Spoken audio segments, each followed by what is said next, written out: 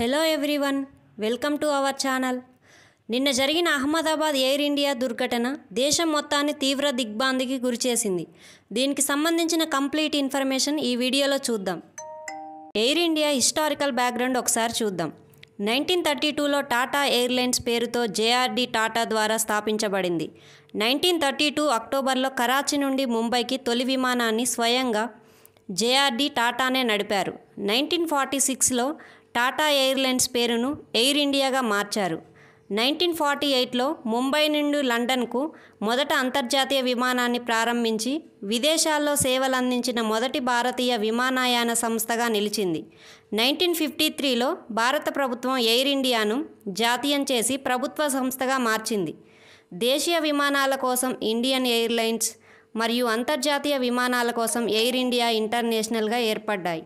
2007లో భారత ప్రభుత్వం ఖర్చులను తగ్గించుకోవడానికి ఇంకా సేవలను మెరుగుపరచుకోవడానికి ఇండియన్ ఎయిర్లైన్స్ అండ్ ఎయిర్ ఇండియాలను విలీనం చేసి ఒకే కంపెనీని ఏర్పాటు చేసింది. తర్వాతి కాలంలో కంపెనీ భారీ నష్టాలను చవిచూసింది. ప్రభుత్వం దీనిని మెరుగుపరచడానికి అనేకసార్లు ప్రయత్నించినప్పటికీ అది విజయవంతం కాలేదు. చివరికి 2020లో ప్రభుత్వం ఎయిర్ ఇండియాను ప్రైవేటీకరణకు రెడీ చేసింది. టాటా గ్రూప్ ఎయిర్ ఇండియాను 18,000 కోట్లతో కొనుగోలు చేసింది. చివరికి 2021లో ఎయిర్ ఇండియా తన సొంత గూటికి తిరిగి చేరింది. ఇక నిన్న అహ్మదాబాద్లో జరిగిన ఎయిర్ ఇండియా దుర్ఘటన విషయానికి వస్తే, గుజరాత్లోని అహ్మదాబాద్ నుంచి లండన్కు బయలుదేరిన ఎయిర్ ఇండియా బోయింగ్ 787 డ్రీమ్లైనర్ విమానం గురువారం కుప్పకూలి మంటల్లో దగ్ధమైంది. 1:38 టేకాఫ్ అయిన విమానం ఇంకా విమానాశ్రయానికి దగ్గరలో ఉన్నప్పుడే ఏదో సమస్య తలెత్తడంతో పైలట్లు పూర్తిస్థాయి అత్యవసర పరిస్థితిని ప్రకటించే మేడే కాల్ ఇచ్చారు. ఏంటి అసలు ఈ మేడే కాల్? విమానాలు లేదా నౌకలు తీవ్ర ముప్పులో చిక్కుకొని అందులో ప్రయాణికులు ప్రాణాలు ప్రమాదంలో పడినప్పుడు తక్షణ సహాయం కోరుతూ రేడియో సెట్లో మేడే అని సందేశం పంపుతారు. ఇది అంతర్జాతీయంగా గుర్తింపు పొందిన అత్యవసర ప్రమాద సంకేతం. మేడే అన్నది ఫ్రెంచ్ వర్డ్. దీని అర్థం సాయం చేయండి. ఎయిర్ ఇండియా అకస్మాత్తుగా కిందికి దిగిపోవడం మొదలైంది. పైలట్లతో సంప్రదించడానికి గగనతల రద్దీ నియంత్రణ విభాగం ప్రయత్నించినప్పటికీ స్పందన రాలేదు. తిరిగి సర్దార్ వల్లభాయ్ పటేల్ అంతర్జాతీయ విమానాశ్రయానికి చేరుకునేందుకు ప్రయత్నించిన AI-171 విమానం అత్యంత తక్కువ ఎత్తుకు వచ్చి కొన్ని సెకండ్లలోనే విమానాశ్రయ వెలుపల మేఘాని నగర్ మెడికల్ కాలేజీ నివాస ప్రాంతం వద్ద కూలిపోయింది. అగ్నిగోళాన్ని తలపించేలా మంటలు చెలరేగాయి. ఈ ఘటనలో 265 మంది మరణించారు. AI-171 విమానంలో సిబ్బందితో కలుపుకొని 242 మంది ప్రయాణించగా 241 మంది మరణించారు. 11A సీట్లో కూర్చున్న విశ్వాస్ కుమార్ రమేష్ అనే ప్రయాణికుడు అనూహ్య రీతిలో ప్రాణాలతో బయటపడ్డాడు. వైద్య కళాశాల సముదాయంపై పడడంతో మరో 24 మంది మృత్యువాత పడ్డారు. ప్రయాణికుల్లో భారత్ 169, బ్రిటన్ 53, పోర్చుగీస్ 7, కెనడా ఒకరు ఉన్నారు.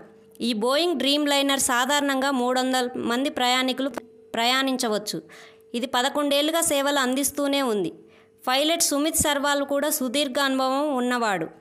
6,187 కిలోమీటర్ల ప్రయాణం కావడంతో విమానంలో 1,25,000 లీటర్ల ఇంధనం ఉంది. దీనికి మంటలు అంటుకోవడం వల్లనే ప్రమాద తీవ్రత ఇంత ఎక్కువగా ఉందని నిపుణులు అంచనా వేశారు. డ్రీమ్ లైనర్ 787 విమానం బాడీ 50% కంటే ఎక్కువ carbon fibre సమ్మేళనాలతో నిర్మితమైంది.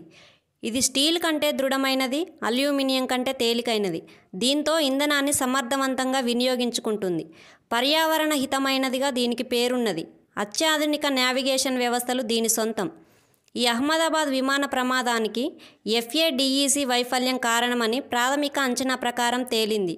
Fuel filter jam అయి ఇంజన్కు ఇంధనం అందక విమానం ఎగరలేకనే కూలిందని అంచనా. భారత్లో సంభవించిన విమాన దుర్ఘటనలు 1978లో జనవరి 1న ముంబైలోని బీంద్రా తీరంలో ఎయిర్ ఇండియా విమానం కూలి 213 మంది మరణించారు. ఇలా దేశంలో విమాన దుర్ఘటనలు అనేకం ఉన్నప్పటికీ 1996లో సంభవించిన హర్యానాలోని చర్కీ దాద్రా సంఘటన మన దేశంలో ఇప్పటివరకు జరిగిన అతిపెద్ద విమాన ప్రమాదంగా నిలిచింది. ఈ ఘటనలో 349 మంది మరణించారు. 1996 విమాన దుర్ఘటన తర్వాత నిన్న అహ్మదాబాద్లో జరిగిన ఎయిర్ ఇండియా దుర్ఘటన రెండవ అతిపెద్ద దుర్ఘటనగా నిలిచింది. ఏది ఏమైనప్పటికీ ఈ దుర్ఘటనలతో భారత్ మొత్తం షాక్లో ఉండిపోయింది. వీడియో నచ్చితే లైక్ చేసి ఇలాంటి ఇన్ఫర్మేటివ్ వీడియోస్ కోసం మన ఛానల్ని సబ్స్క్రైబ్ చేసుకోగలరు.